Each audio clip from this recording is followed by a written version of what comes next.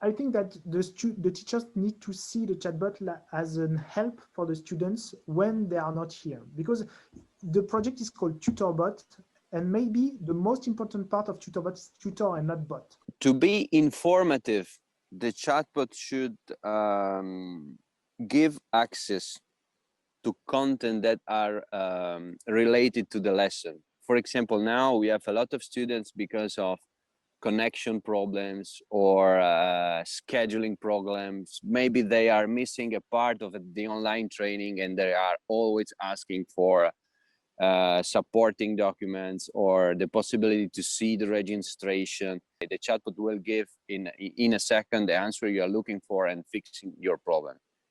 This will be really good for students, even especially if you have a large number of students, like university or something like this. I think not only in a chatbot, but in any digital learning platform, the diversity of resources will make it more fun, more engaging, more interesting, you know, using, of course, videos and then some podcasts or whatever you kind of resources you have.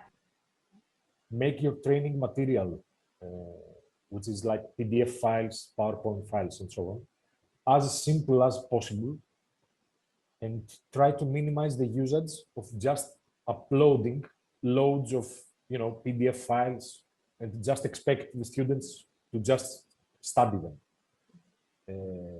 Split your resources into small bits, focus on your audience's needs, keep it simple, and concentrate on your core message for each topic.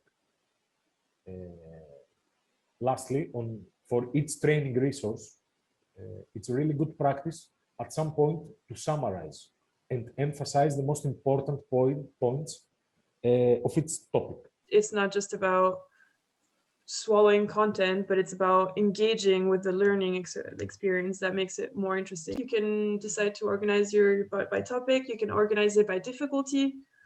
So there's different ways in which the teacher can structure his bot and make it relevant to the course that he's teaching.